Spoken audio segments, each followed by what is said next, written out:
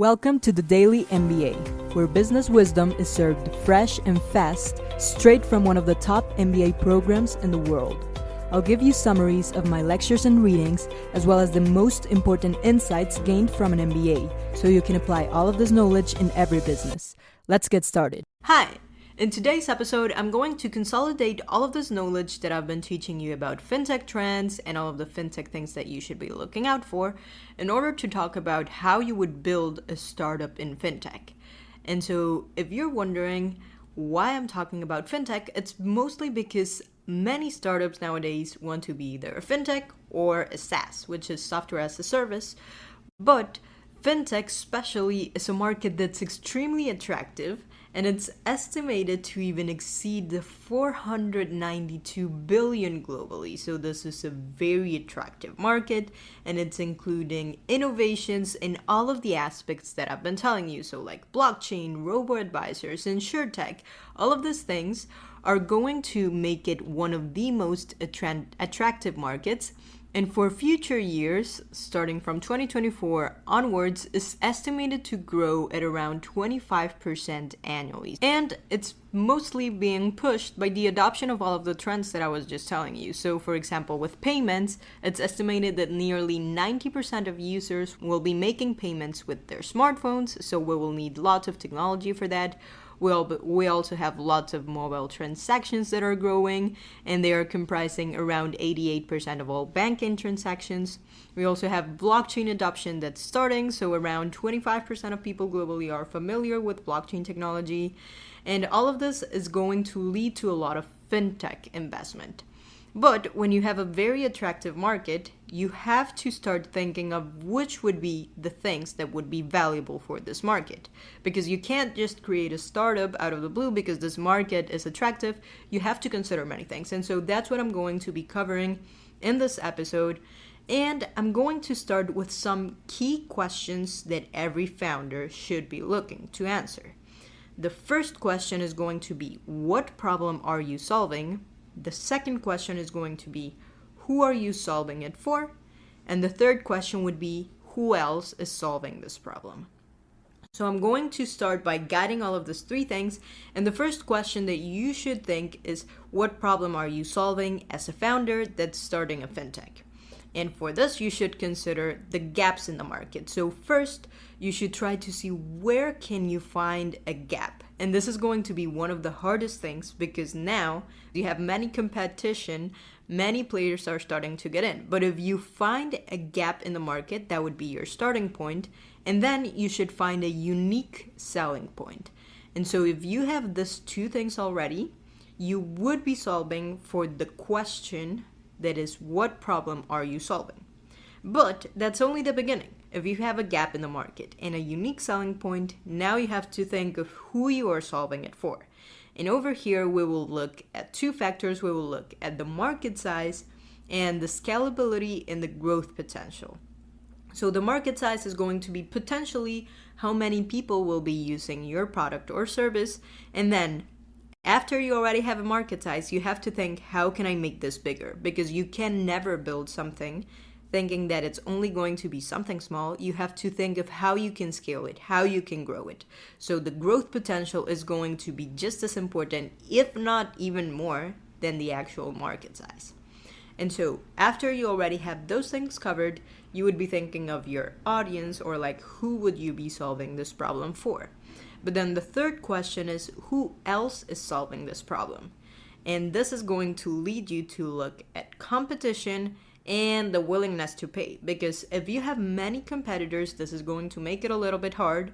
Or if no one is solving this problem and you're the first one diving in, then maybe you will find something harder, that is getting people to pay for this service. And the willingness to pay is something that will be crucial for developing your revenue model. So those three questions, this is a framework that I made up. You don't have to follow it. That's not given by any founders. I don't have a startup, but these are the three guiding questions that I would ask myself. So what problem am I solving? Who am I solving it for? And who else is solving this problem? And in it, I would consider all of the 6 factors that I was just telling you about. So the gap in the market, the unique selling point, the market size, the growth potential, the competition, and the willingness to pay. So over there, you would have your starting point. And after you already know how to decide between your ideas which one would be the most attractive considering all of this, then you would technically proceed with this idea. But an idea is not enough. How do you execute it?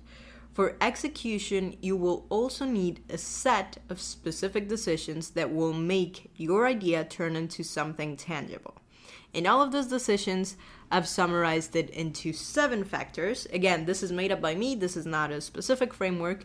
But the 7 key decisions or execution stages are going to eventually lead you to take a better decision. So the first one is choosing a segment. And this one is going to be very important because throughout my classes, I've been studying all of the difference between a B2B concept or a B2C. So B2B is abbreviated as business to business and B2C is business to consumer. You may find even longer variations, so like B2B2C or stuff like that. So you're selling something that is selling to a business, but then it's eventually selling to consumers. That will be another case, but the basic ones are B2B and B2C.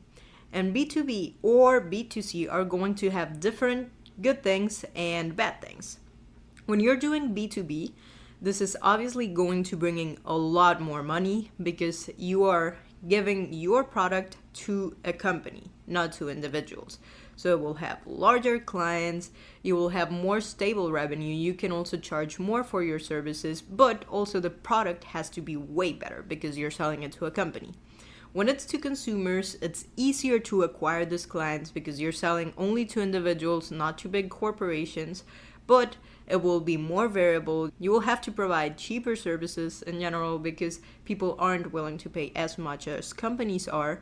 So it will have its differences, but what you have to understand is what is your segment going to be like, either a B or a B2C, and this will change a lot of the decisions that you're taking. Then you should be aiming to get to product market fit. And product market fit is something so important that I'm going to be dedicating my last and final episode around FinTech for that.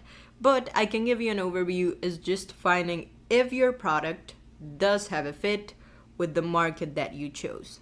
And it sounds simple, but it's very hard to achieve. And not many companies or startups are ever able to get it, and that's why most startups fail.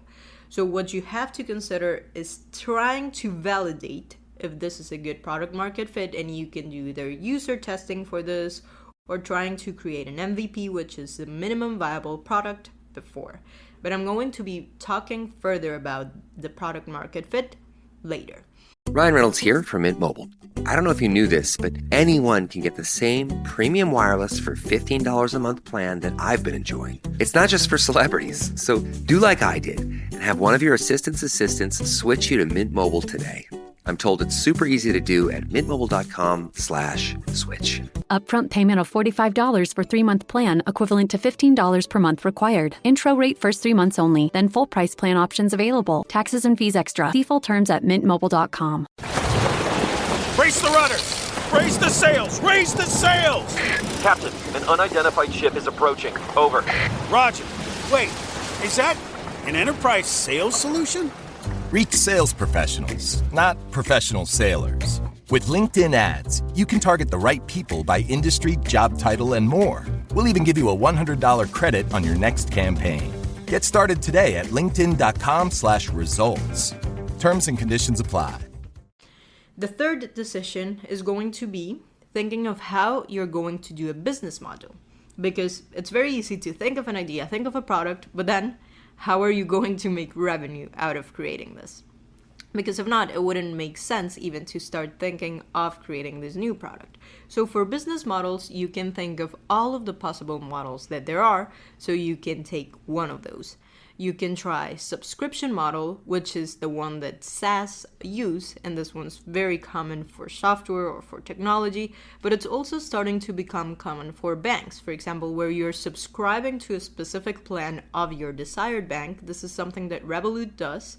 And then you will get some things in exchange of the subscription. So that's one of the models, and it's very popular because it creates annual recurring revenue or monthly recurring revenue. So people will pay monthly for the subscription, and you will have money coming in every month. The other type that you could use, it's the standard one, let's say in the financial industry, which is just a service fee. So you will charge a fee every time something is happening. So either transaction fee, account fee. So having a specific fee for the service that you're providing. Or the other option that you could be aiming for would be either having a freemium or a free trial or something that's giving people value for free, but then you're also not giving them the entire thing. But the good thing about freemiums and free trials are that they bring in a lot of people and a lot of customers, and when people see that your product is very good, in case it is, they will most likely decide to pay for the product that they're obtaining. So freemiums or free trials are going to be two techniques that are very used in order to bring in customers. But so all of these decisions would be aligned to the business model that you want to have. The fourth thing would be looking at all of the acquisition strategies. And this, if you heard to my marketing funnel episode, you will know that this is one of the hardest parts as well, because acquiring those new clients is going to be very hard, but you will have many options to do so. If you didn't listen to my full funnel marketing approach, you should listen to it, because over there I'm talking about all of the strategies and tactics that you could use for fintech, but I'll summarize some of them over here. So you can do SEO or search engine optimization. It can be either paid or organic. You can do social media ads. You can do brand marketing. You can do partnerships. You can do referrals. You can do all of these things, but be aware that it has to be a very well thought plan that will cover the entire funnel. Just because, how I was explaining last time, you need to create trust in this funnel, you need to acquire the clients, and you need to prevent them from churning. So the funnel is going to be key here, and I already did a full episode dedicated to this, so make sure to listen to that one if you have more questions about the acquisition strategies. Now, the fifth step would be thinking of technology. And technology is going to not only include which technology you're using for creating your product, but also thinking of the website you may need to use, or if you're doing an app, if you're doing both, which technologies are you going to be requiring, because you will need developers for different types of technology. You won't get one person that does absolutely everything. You need to focus on which technology you will be using. Other important factors are going to be two more: financing and team. So I'll start with financing, because for financing, of course, you're going to need money. So money, you can start by using your savings, you can get loans, or what is more common, you need to raise capital from other sources. So raising capital is something that you may want, but so this will also involve a lot of things that you have to consider. And it also will involve the other factor that I will talk about, the last one, and it's your team. So who will be the founding team? Because in the team, you need expertise, and this is something that I saw in all of the founders from fintechs that I've spoken to. They always have a winning team with someone that has expertise, someone that really understands the problem before jumping into a solution. They know how the problem works, they know what they need to solve for, and they also have someone that knows a lot about the technology. So it can be 2-person team, 3-person team, 5-person team. It decides on however you want to do your startup. But I would say that 2 persons or 3 persons are usually the correct number. And you need these persons to have the correct expertise and not to try to do everything by yourself if you don't have this level of expertise. So it's going to be very important. And all of these decisions that I said, you don't have to choose them in this specific stage. They're just decisions for taking your idea into execution. So I'll repeat them again. They're going to be choosing your segment, validating product market fit, deciding your business model, deciding your acquisition strategies, deciding your technology, deciding who will be in your team, and deciding how will you get financed. So all of this are things that you should be figuring out in order to take your idea into execution. And so once you already have all of these things figured out, I would say it's already time to take the next steps. talk to potential users, and this is very important. You should always do further research and trust only your own data, because your own data is going to be the one reliable. You need to understand what people want, but when you're listening to them and talking to them. So first step, it's always talk to potential users and make sure that you know what they want. The second one would be validating product market fit, which I will expand more in my next episode.